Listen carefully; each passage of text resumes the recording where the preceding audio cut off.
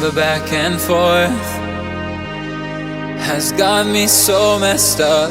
Don't ignore the signs. We've had enough of the whole damn thing that we got going. You hold the strings without me knowing. Why do I have to suffer through the thinking? Why do I have the feeling that we're sinking? What is up, guys? Welcome back to the channel, man. It's incredibly cold in here, which is crazy because my PS5 and my PC are about to get going now. It's probably gonna get extremely hot, so it's gonna go from cold to hot real quick. But today I got a video for you guys where I'm gonna show you guys some tips that I used to just make that jump from good to extremely good in Black Ops Cold War. Now obviously, look, if you want to get better in this game, you just have to practice. I've been playing Call of Duty for like 10 years. I've already said that in previous videos, but a lot of you guys seem to think that there's something that you can just do out of nowhere and become as good as these YouTubers that you're watching, like Match and, you know, Face Blue, Face Kitty, Testy, all these guys. You aren't just gonna be as good as them by switching a couple settings here and there. It's just not gonna happen. You have to practice and you have to just get experience and play for a really long time like they have. But listen, at the end of the day, there is some things in every Call of Duty that you can do that will give you a little of an edge and will improve your skills specifically for that Call of Duty.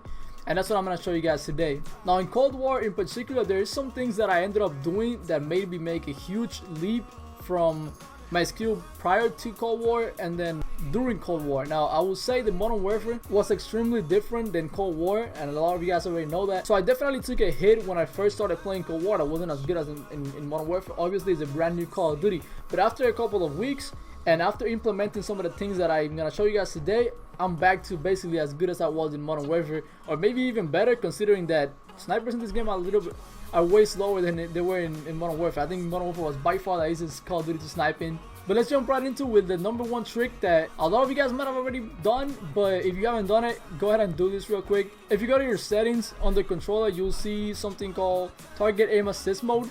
If you switch that to precision, it's gonna make you a lot snappier. Now you are gonna need to have a little bit of centering already in your arsenal, because if you can't center your shot, this isn't gonna be as useful. Because you can see what it does is a strong aim slowdown that only kicks in when aiming close to the target.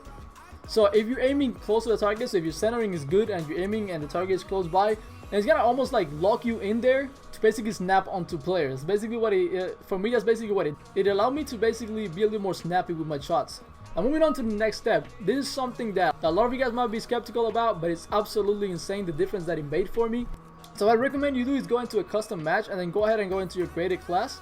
And actually what you want to do is copy your class, right? Just copy it. And then on the new one that you just made, go ahead and switch your scope for the Hangman, RF.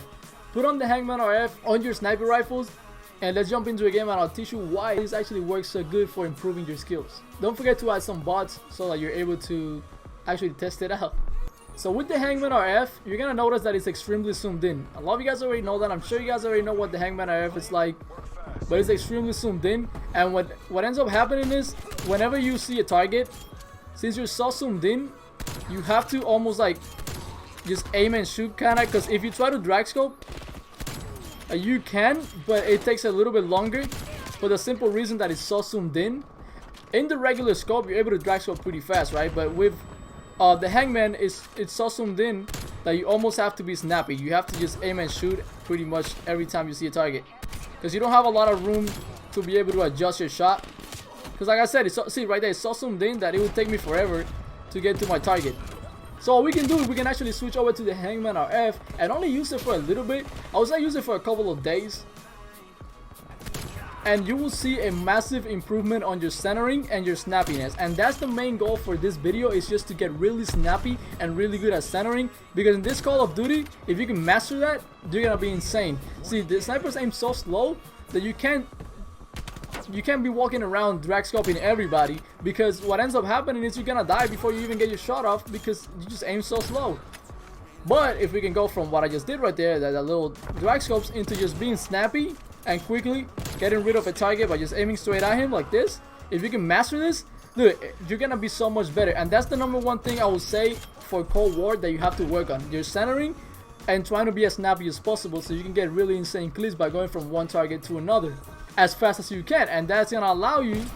Jesus, that was way off. And that's gonna allow you to, like I said, hit a lot more clips. Now, like I said, only use this for a little bit. You don't have to use it for that long. If you just want to practice with the bots,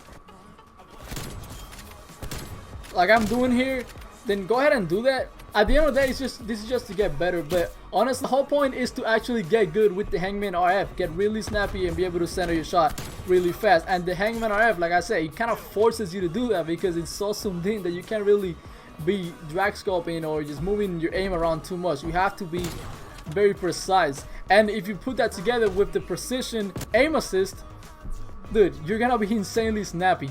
So yeah, put it on precision, use the Hangman RF for a couple of days, maybe like a week. It really is not that bad of a scope. It's actually pretty fun to use as well, and it's really useful. The first time that I started using it, it was just because I liked it, and then eventually when I switched back to the regular scope is when I realized it's like, oh, okay, so this actually improved my aim a lot, so I should probably recommend this to other people, and that's why I made this video. But anyways, thank you guys for watching. If you enjoyed it, make sure you hit the like button and subscribe. Catch you guys on the next one.